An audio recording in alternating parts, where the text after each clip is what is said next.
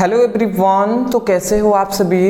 उम्मीद करता हूँ आप सभी बहुत ही अच्छे होंगे, स्वस्थ होंगे और अपनी पढ़ाई में व्यस्त होंगे।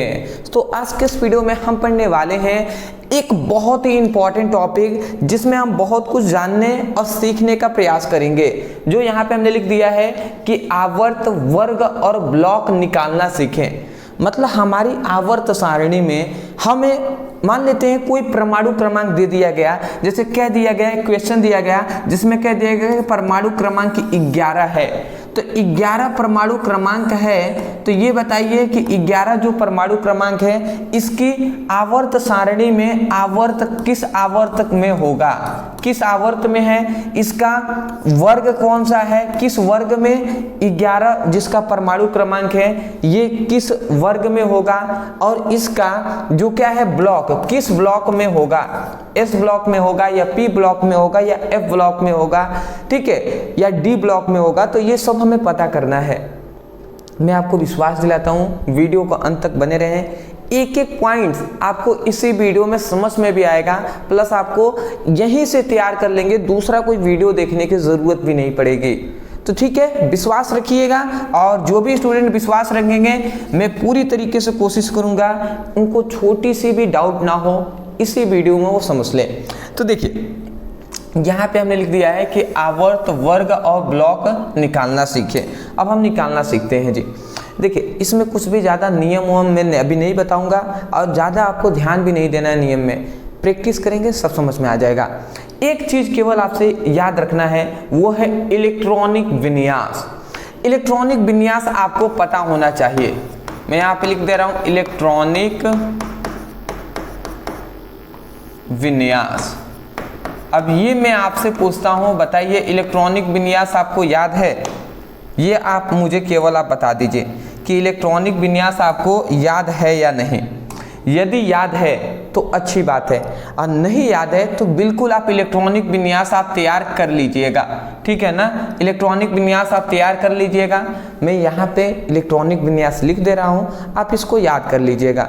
अब बाउ का ये नियम पढ़ेंगे तो उसमें इलेक्ट्रॉनिक विन्यास के बारे में बताया गया है। इस वीडियो देखने के पश्चात इलेक्ट्रॉनिक विन्यास यदि याद नहीं करना चाहते हैं, समझना चाहते हैं, तो अब बाउ का नियम ब्रदर सर लिखकर सर्च कर लीजिएगा, वीडियो आपको मिल जाएगा। मैं यहाँ पे इलेक्ट्रॉनिक विन्यास लिख दे रहा हूँ, ये आपको याद रखना है। आप लिख लेंगे 1s2 2s2 2p6 3s2 3p6 4s2 3d10 4p6 5s2, ठीक है, 5s2। इस तरीके से और भी बहुत सारे आगे होंगे, ठीक है, बट आपको मोस्टली यहाँ तक आपको याद रख लेना है। 1s2 फिर से 2s2 आता है। ये इसका इलेक्ट्रॉनिक विन्यास का मतलब क्या है, इलेक्ट्रॉन उपकोषों में किस क्रम में भरे जाते हैं उसी का है। मतलब पहले इलेक्ट्रॉन एस में 2 इलेक्ट्रॉन भरेंगे, उसके बाद दूसरे कक्षा के एस उपकोष में 2 इलेक्ट्रॉन भरेंगे, फिर से दूसरे कक्षा के पी उपकोष में 6 इलेक्ट्रॉन भरेंगे। तो ये उपकोषों की क्या है, मतलब इलेक्ट्रॉनों का भरने का एक क्रम है जिसे हम इलेक्ट्रॉनिक विन्यास कह रहे हैं। तो ये आपको पता होना चाहिए, जो कि अगर ना याद हो तो मैं यही कहूँगा इसको आप याद रख लीजिएगा। अब देखिए आप कैसे निकालते हैं, मान लेते हैं। अब देखिए यहाँ पे एक क्वेश्चन में क्या कहता है, क्वेश्चन में आपसे कह देगा कि निम्न परमाणु क्रमांक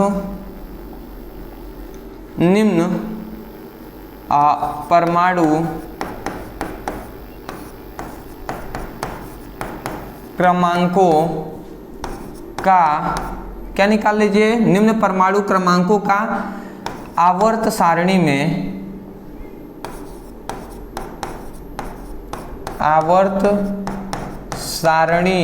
में स्थिति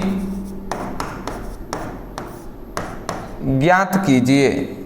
स्थिति बताइए या ज्ञात कीजिए, स्थिति बताएं। तो ये इस प्रकार एक क्वेश्चन इस प्रकार आपको पहले लिख देगा कि निम्न परमाणु क्रमांकों में आवर्त सारणी की स्थिति बताइए। अब यहाँ पे बहुत सारे परमाणु क्रमांक दे दिया, मान लेते हैं सपोज डेट हमने ऐसा मान लिया कि 11 परमाणु क्रमांक दिया है। मैं एक एक करके सबको आपको बताऊंगा। मान लेते हैं 11 परमाणु क्रमांक है, तो इसका हम कैसे सॉल्व करेंगे। देखिए 11 अगर परमाणु क्रमांक है तो इसको सॉल्व करने का तरीका क्या है। तरीका ये है कि जो 11 परमाणु क्रमांक है, परमाणु क्रमांक का मतलब होता है कि परमाणु क्रमांक का मतलब है कि उसमें इलेक्ट्रॉनों की संख्या 11 है। क्यों? परमाणु क्रमांक जो होता है वो इलेक्ट्रॉनों की संख्या के बराबर होता है। 11 परमाणु क्रमांक का मतलब 11 इलेक्ट्रॉनों की संख्या है। तो देखिए हम इलेक्ट्रॉनों की संख्या को भरेंगे इलेक्ट्रॉनिक विन्यास में। तो इलेक्ट्रॉनिक विन्यास क्या कहता है कि 1s2, मतलब पहली कक्षा के s उपकोष में 2 इलेक्ट्रॉन भर गए, 11 है, 2 इलेक्ट्रॉन यहाँ पे भर गए, तो और कितने बचे? 9 बचा। तो ठीक है 9 बचा है, तो दूसरा आप किस में भरेगा? 2s2 में भरेगा। फिर से इसमें 2 इलेक्ट्रॉन भर गए, तो 4 इलेक्ट्रॉन, 2 इधर 2 इधर, 4 इलेक्ट्रॉन भर गए। अब कितना बचा? 11 में से 4 निकल गया है, तो कितना बचा? 7 बचा। तो और 7 को भरना है। 2 के बाद क्या आता है? 2p6 आता है। तो 2p6 में भी हमने कितना भर दिया? 6 इलेक्ट्रॉन। तो 2 इधर 2 इधर, 4 इलेक्ट्रॉन, 4 6 10 इलेक्ट्रॉन भर गए। तो उसके बाद किस में आएगा? इसमें। तो 3p3s, और s में तो 2 इलेक्ट्रॉन यहाँ पे लिखा गया है, बट हमें पता है कि 2 2 4, मतलब 2 2 4 हो गया, 4 6 10 इलेक्ट्रॉन तो भर गए हैं। और हमारे पास एक ही इलेक्ट्रॉन है। हम जानते हैं इसमें देख रहे हैं कि 2 इलेक्ट्रॉन भरा गया है, तो 2 इलेक्ट्रॉन नहीं भरेंगे, हमारे पास एक ही है तो हम 1 लिख देंगे। तो इस तरीके से इलेक्ट्रॉनिक विन्यास किया जाता है। तो इलेक्ट्रॉनिक विन्यास समझ गए ना। अब देखिए यहाँ पे जो आया ना, यही हमारा मेन चीज है, अब यहीं पे समझना है। अब हमसे कोई पूछ दिया कि बताइए आवर्तों की संख्या कितनी है। पहली बात, आवर्त अगर कोई पूछ दिया, आवर्त, तो आवर्त का मतलब क्या होता है कि हम देखेंगे कि अंतिम कक्षा कौन है, अंतिम कक्षा ही आवर्तों की संख्या होती है। तो देखिए यहाँ पे आपको यही देखना है कि जो आगे ये नंबर दिया गया है, 1 है, यहाँ 2 है, यहाँ पे 3 है, तो हमें नंबर को ध्यान देना है किसकी नंबर अधिक है, मतलब अधिक कौन है। 1 से अधिक तो 2 है ना, 2 से अधिक 3 है, तो 3 वाला अधिक है ना, तो इसका मतलब जो अधिक नंबर होगा वही क्या होगा? आवर्तों की संख्या होगा। यहाँ पे 3 है, इसका मतलब आवर्तों की संख्या क्या हो जाएगी?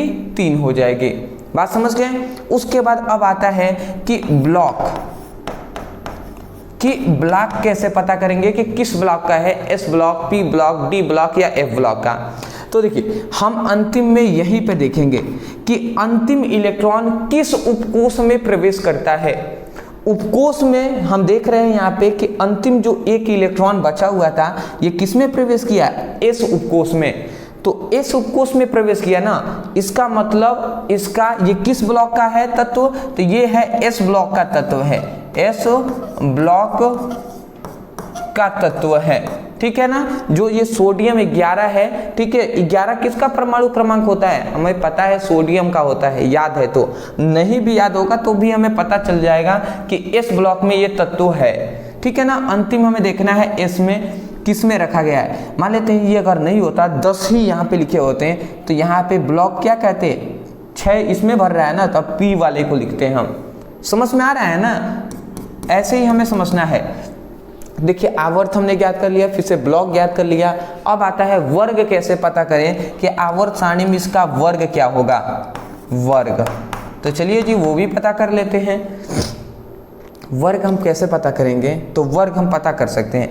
वर्ग के लिए थोड़ा सा एक रूल है जिसको आपको पता करना होगा।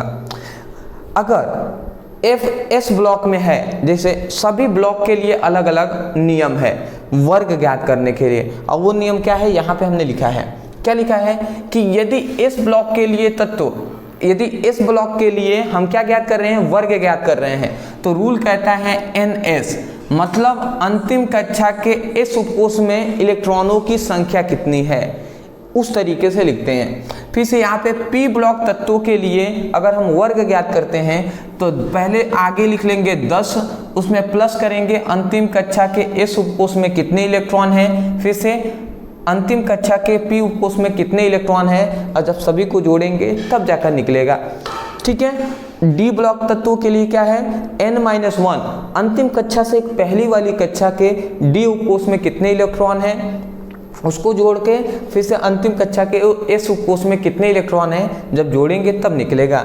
और डी ब्लॉक तत्व, सॉरी यहाँ पे डी नहीं होगा, एफ ब्लॉक होगा, ठीक है ना, यहाँ पे एफ ब्लॉक। तो एफ ब्लॉक तत्वों के लिए हमेशा क्या होता है, 3 होता है, ठीक है ना। तो अभी आपको सब समझ में आएगा, ठीक है ना, उस पर ज़्यादा ध्यान नहीं देना है, बस इतना यहाँ पर रखेंगे कि एस ब्लॉक के लिए क्या लिखा गया है, NS। NS में कितना इलेक्ट्रॉन है, देखिए NS का मतलब है कि अंतिम कक्षा हमें पता चल गया, अंतिम कक्षा क्या है, 3 वाला है ना, सबसे बड़ी अंक क्या है, 3 है यहाँ पे, इसका मतलब यही हमारी अंतिम कक्षा है। तो अंतिम कक्षा का एस उपकोष देख रहे हैं ना, अंतिम कक्षा के एस उपकोष यहाँ पे लिखा गया है। तो एस उपकोष में इलेक्ट्रॉनों की संख्या कितनी है, इलेक्ट्रॉनों की संख्या ऊपर लिख रहा है 1 है ना, तो 1 मतलब क्या हो गया, इसमें वर्ग संख्या 1 में ये होगा, बात समझ में आ गया, वर्ग संख्या 1 में होगा। तो ऐसे ही हमें निकालना है, ऐसे ही हमें निकालना है। अभी हमने एक प्रैक्टिस करके दिखाया है, और ज़्यादा हम प्रैक्टिस करेंगे सब समझ में आएगा। मान लेते हैं थोड़ा सा हम एक एक करके आगे बढ़ते हुए चलते हैं। मान लेते हैं आपसे दूसरा एक एग्जाम्पल दे दिया, कह दिया कि मान लेते हैं 17 आपसे दे दिया, कोई भी अंक आप निकालिएगा ऐसे ही, मान लेते हैं 17 दे दिया।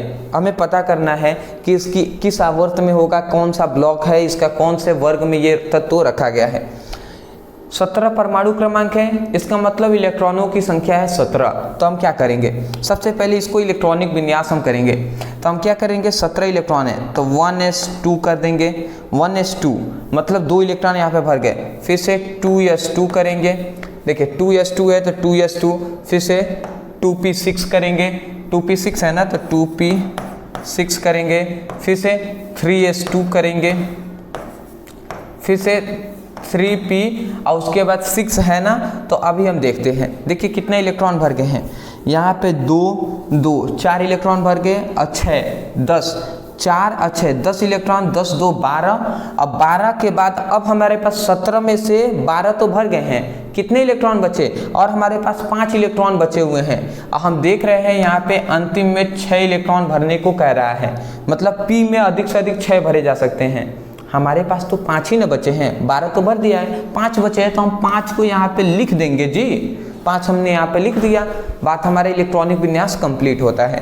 अब हमें पता करना है कि इसमें आवर्तों की संख्या क्या है, मतलब आवर्त, किस आवर्त का ये तत्व है, ये हमें पता करना है।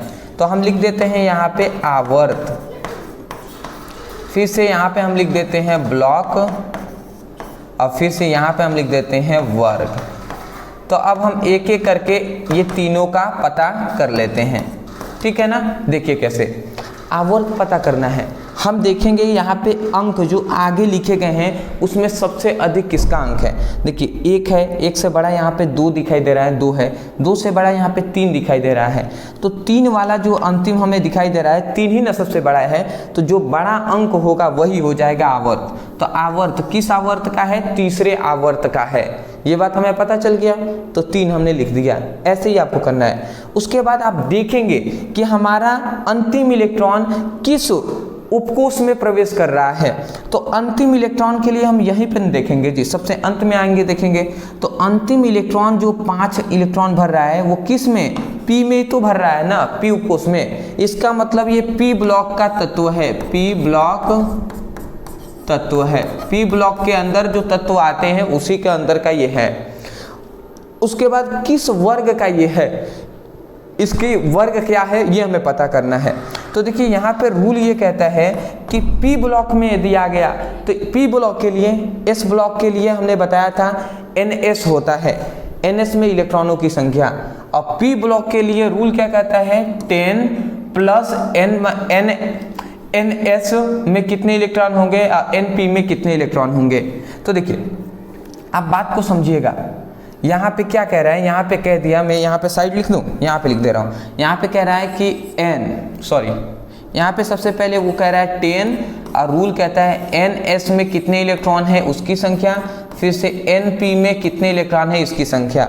जब इन सभी को हम जोड़ देंगे तब हमें मिलेगा। तो जोड़ लेते हैं जी, पहले हम ऊपर लिख देंगे 10 लिख दिया, यहाँ पे नहीं जोड़ते हैं, यहीं पे लिखते हैं। तो सीधा हमने पहले यहाँ पे लिख दिया 10, बात समझ के, फिर से प्लस देंगे जी, एक एक पॉइंट समझेंगे। उसके बाद NS, मतलब N क्या है हमने पहले ही आपको बताया है। N का मतलब होता है कि परमाणु नाभिक है, ये कक्षाएं हैं।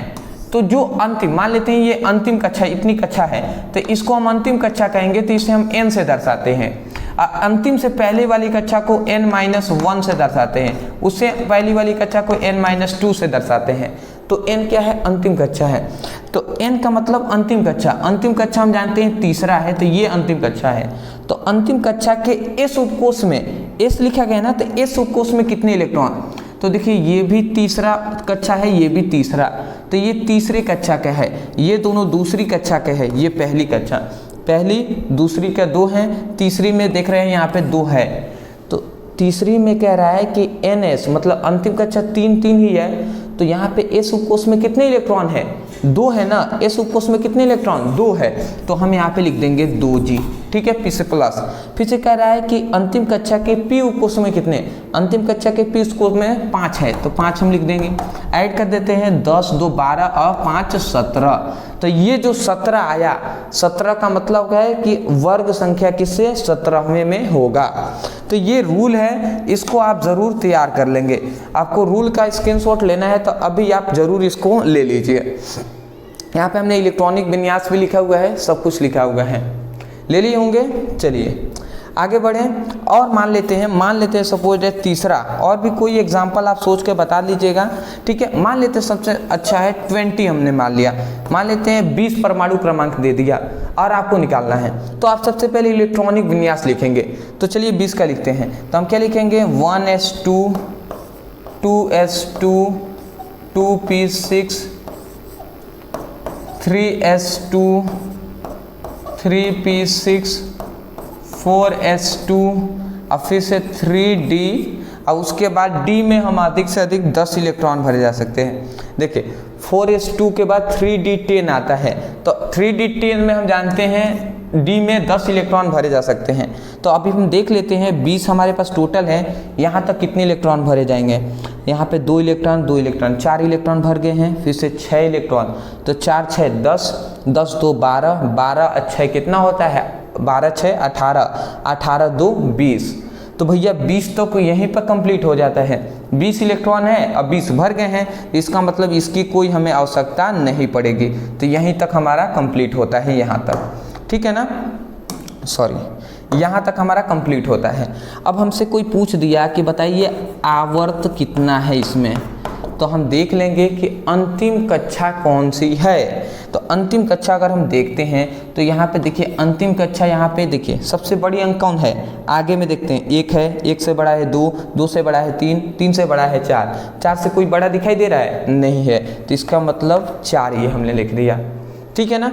उसके बाद अब हमें पता करना है किस ब्लॉक का है, तो हमें ये देखना है अंतिम कक्षा जो ये 4 है, तो अंतिम कक्षा में किस उपकोष में इलेक्ट्रॉन भरा हुआ है? तो अंतिम कक्षा के S उपकोष में इलेक्ट्रॉन भरा हुआ है, तो S ब्लॉक का ये है, तो S ब्लॉक तत्व हम लिख देंगे। S ब्लॉक का ये एलिमेंट होगा जो 20 वाला इलेक्ट्रॉन है। उसके बाद आता है वर्ग। अब ये वर्ग वाला ही थोड़ा सा देखिए, वर्ग अगर हमें ज्ञात करना है तो हम देख रहे हैं कि अंतिम इलेक्ट्रॉन S में भर रहा है, और S का रूल क्या कहता है? S का रूल कहता है कि अंतिम NS, मतलब अंतिम कक्षा के S उपकोष में इलेक्ट्रॉनों की संख्या जितनी होगी वही वर्ग होगा। तो देखिए इसकी अंतिम कक्षा के S उपकोष में इलेक्ट्रॉनों की संख्या कितनी है? 2 है, तो इसका मतलब वर्ग संख्या क्या होगा? 2 हो जाएगा। मैं आशा करता हूं कि एक एक पॉइंट्स आपको समझ में आ गया होगा। पहले स्क्रीनशॉट ले लीजिए, एक और मैं थोड़ा सा बड़ा सा एग्जांपल दूंगा, ठीक है ना। चलिए थोड़ा सा समय आपका लग रहा है, कोई नहीं, आप कहेंगे कि सर छोटा छोटा आप बता रहे हैं, थोड़ा एक बड़ा मैं बता देता हूँ। कोई भी अंक बताइए आप, कोई भी अंक, ठीक है, 45 47 जो भी आप कहें, मैं 55 ले लेता हूँ। चलिए 55 पे ये बताता हूँ, थोड़ा सा कम ले ले क्या? ठीक है, चलिए कोई नहीं, लेते हैं जी, देखते हैं क्या होता है। तो चलिए इसका इलेक्ट्रॉनिक विन्यास हम करते हैं। तो इसका इलेक्ट्रॉनिक विन्यास क्या हो जाएगा? 1s2, फिर से 2s2, 2p6, 3s2, 3p6, 4s2, 3d10, फिर से 4p6 5s2, ठीक है। अभी तक देखिए कितने इलेक्ट्रॉन भर गए हैं, 2 2 4 4 6 10 10 2 12 12 6 12 6 के बाद 12 6 18 18 2 20 20 10 30 30 6 36 36 2 कितना होता है भैया 38 38 हो गया। 38 के बाद अब हम यहाँ पे इलेक्ट्रॉन देख लेते हैं। 38 हो गया ना, 38 देख लीजिए यहाँ पे 3d 10 के बाद 4p6 5s2 और फिर से 4d10 आता है, ठीक है। 5s के बाद 4d10 आता है, 38 10 48 हो जाएगा। और 4d10 के बाद मैं इलेक्ट्रॉनिक विन्यास बता दूं, 4d10 के बाद 5p6 और 6s2, 5p6 आता है, फिर से 5p6 आता है, 5p6 और आ जाएगा 6s2 आ जाएगा। 5p6 के बाद आता है इलेक्ट्रॉन, 5p6 के बाद 6s2। तो देखिए ये इलेक्ट्रॉनिक विन्यास आपको याद कर लेना है। मुझे ज़्यादा आवश्यकता नहीं पड़ा अभी तक, देखिए आज पढ़ गया फिर से, तो मुझे याद नहीं था, यहाँ तक तो मुझे याद है। इसके बाद और भी इलेक्ट्रॉनिक विन्यास होते हैं, इसलिए मैं कह रहा हूँ अब बाउ का नियम आप जान लेंगे तो आप निकाल पाएंगे। मैं चाहूँ ना, मेरे पास कुछ भी नहीं होगा तब भी मैं पूरे इलेक्ट्रॉनिक विन्यास निकाल लूँगा, बट टाइम लगेगा, ठीक है। तो मैं चाहता हूँ कि अगर एग्जाम में आप बैठे हुए हैं, उससे आवश्यकता पड़े तो आप निकाल पाएँ। तो देखिए अभी हम थोड़ा सा देख लेते हैं 55 इलेक्ट्रॉन है भरे या नहीं।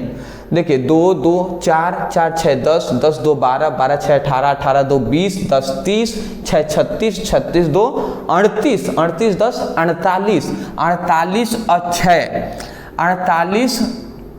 48 और 6 कितना होता है भैया, 48 और 2 कितना हो जाएगा, 48 2 50 हो जाएगा, 50 4 54, मतलब यहाँ तक 54 इलेक्ट्रॉन भर गए हैं। और यहाँ पे 54, हमारे पास 55 है, एक इलेक्ट्रॉन बचा ना, तो यहाँ पे हम 2 नहीं लिखेंगे, तब हमारे पास यहाँ तक 54 इलेक्ट्रॉन भर गए हैं, तो एक ही ना इलेक्ट्रॉन बचा है, तो 1 हम यहाँ पे लिख देंगे, ठीक है ना। इलेक्ट्रॉनिक विन्यास हमने कर लिया। अब हमसे कोई पूछता है कि बताइए आवर्तों की संख्या कितनी होगी, तो अब आप खुद बताइएगा आवर्तों की संख्या कितनी होगी। आप बता दिए होंगे, क्या बताएंगे, हमें देखना है कि सबसे अधिक अंक किसका है। आगे में देखिए 1 है, तो 1 से बड़ा यहाँ पे 2 दिखाई दे रहा है, 2 से बड़ा यहाँ पे 3 दिखाई दे रहा है, 3 से भी बड़ा यहाँ पे देखिए 4 दिखाई दे रहा है, 4 से भी बड़ा यहाँ पे 5 दिखाई दे रहा है, 5 से भी बड़ा यहाँ पे एक 6 दिखाई दे रहा है, दिखाई दे रहा है ना 6। इसका मतलब आवर्तों की संख्या हो जाएगी 6।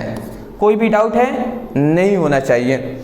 अब आता है कि किस ब्लॉक का है, तो हमें देखना है कि जो आवर्तों की संख्या 6 है, तो इसका अंतिम, यही ना अंतिम कक्षा है, तो अंतिम कक्षा के किस उपकोष में इलेक्ट्रॉन ने प्रवेश किया। देख रहे हैं इलेक्ट्रॉन जो अंतिम कक्षा का है वो एस उपकोष में प्रवेश किया है। इसका मतलब ब्लॉक क्या हो जाएगा, एस ब्लॉक का क्या होगा, एस ब्लॉक तत्वों का ये 55 जो होगा वो तत्व होगा। आशा करता हूँ आप समझ के होंगे। उसके बाद आता है वर्ग। अब बताइए वर्ग हमें ज्ञात करना है। हमने देख लिया कि एस ब्लॉक के लिए है, एस ब्लॉक में प्रवेश किया है, तो एस ब्लॉक का रूल कहता है NSE। अंतिम कक्षा के एस उपकोष में इलेक्ट्रॉनों की संख्या कितनी है, तो हम अंतिम कक्षा के एस उपकोष में इलेक्ट्रॉनों की संख्या कितनी है, एक ही है ना भैया, तो हमने यहाँ पे 1 लिख दिया, मतलब वर्ग 1 में ये होगा। तो मैं आशा करता हूं कि अब आपको बिल्कुल भी डाउट नहीं रहे होंगे।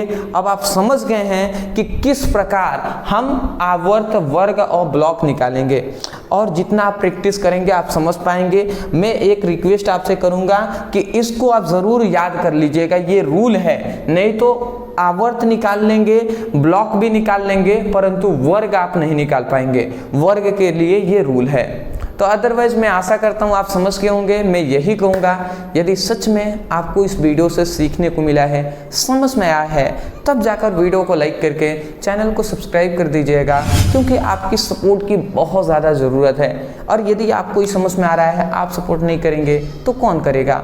दूसरी बात, यदि कोई टॉपिक है जो आपको समझ में नहीं आता, कोई भी टॉपिक फिजिक्स की, केमिस्ट्री का है, आप यूट्यूब पर उस टॉपिक का नाम लिखकर अंत में हमारे चैनल का नाम लिखकर सर्च कर लीजिएगा, वीडियो आपको यूट्यूब पर मिल जाएंगे। और यदि क्लास 11th का बेसिक टू आई पढ़ाई करना चाहते हैं, डिस्क्रिप्शन बॉक्स में लिंक है, आप वहाँ से पढ़ाई कर सकते हैं। तो चलिए दोस्तों, आज के लिए इतना ही। मिलते एक नए टॉपिक के साथ, तब तक के लिए धन्यवाद।